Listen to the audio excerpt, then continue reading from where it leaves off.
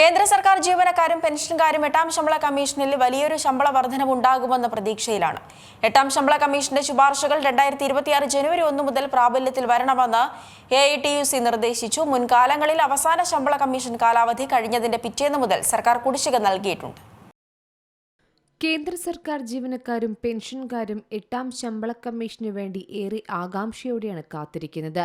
ഏഴാം ശമ്പള കമ്മീഷന്റെ കാലാവധി 2025 ഡിസംബർ 31 അവസാനിച്ചത് പ്രകാരം ജനുവരിയിൽ പുതിയ കമ്മീഷൻ നടപ്പിലാക്കേണ്ടതായിരുന്നു. എന്നാൽ മാർച്ച് മാസം പകുതിയായിട്ടും പുതിയ ശമ്പള പരിഷ്കരണം പ്രഖ്യാപിച്ചിട്ടില്ല.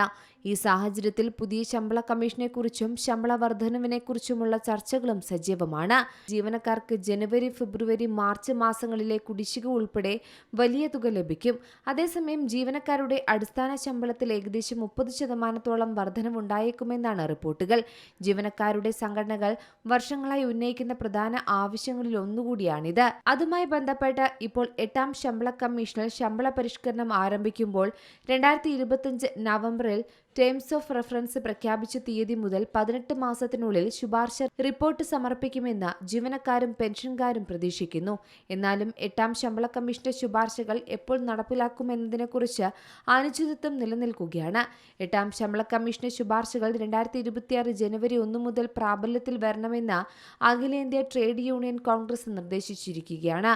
അതായത് 2026 ജനുവരി 1 മുതൽ ജീവനക്കാർക്കും പെൻഷൻകാർക്കും പേ ഔട്ട് കുടിശ്ശിക ലഭിക്കണം. എട്ടാം ശമ്പള കമ്മീഷന്റെ വെബ്സൈറ്റിൽ ജീവനക്കാർ, പെൻഷൻകാർ, യൂണിയനുകൾ, മറ്റു പങ്കാളികൾ എന്നിവരിൽ നിന്ന് ഫീഡ്ബാക്ക് ശേഖരിക്കുന്നതായി ശമ്പള കമ്മീഷൻ അപ്ലോഡ് ചെയ്ത 18 ചോദ്യങ്ങൾക്കുള്ള ചോദ്യാവലിക്കുള്ള മറുപടിയായാണ് ഈ ആവശ്യങ്ങൾ AITUC ഉന്നയിച്ചിരിക്കുന്നത്. ശമ്പള പരിഷ്കരണം ഇതിനകം തന്നെ അവസാനിപ്പിച്ചിരിക്കുന്നതിനാൽ ശമ്പള സ്കെയിലുകൾ, അലവൻസുകൾ, പെൻഷൻ, മറ്റ് ആനുകൂല്യങ്ങൾ എന്നിവയുടെ പരിഷ്കരണം 2026 ജനുവരി 1 മുതൽ പ്രാബല്യത്തിൽ വരണമെന്നാണ് ഇവരുടെ ആവശ്യം. സർക്കാർ ഒരു തീയതി തെരഞ്ഞെടുത്താൽ ജീവനക്കാർക്കും പെൻഷൻകാർക്കും ഗണ്യമായ കുടിശ്ശിക നഷ്ടപ്പെടാനും സാധ്യതയുണ്ട്. അങ്ങനെ വരുമ്പോൾ മുൻ ശമ്പള കമ്മീഷന്റെ കാലാവധി കഴിഞ്ഞതിന് മാസങ്ങളോ വർഷങ്ങളോ കഴിഞ്ഞാണ് ശമ്പള കമ്മീഷൻ റിപ്പോർട്ട് സമർപ്പിക്കുന്നത്. ഇത് വളരെ സാധാരണമാണ്. എന്നിരുന്നാലും മുൻകാലങ്ങളിൽ അവസാന ശമ്പള കമ്മീഷൻ കാലാവധി കഴിഞ്ഞതിന്റെ പിറ്റേന്ന് മുതൽ സർക്കാർ കുടിശ്ശിക നൽകിയിട്ടുണ്ട്.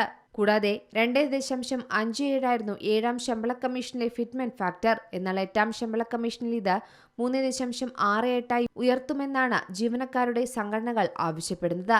ഫിറ്റ്മെന്റ് ഫാക്ടർ ഉയർത്തുന്ന പക്ഷം ജീവനക്കാരുടെ അടിസ്ഥാന ശമ്പളത്തിലും പെൻഷനിലും വലിയ മാറ്റമാണ് സംഭവിക്കുക.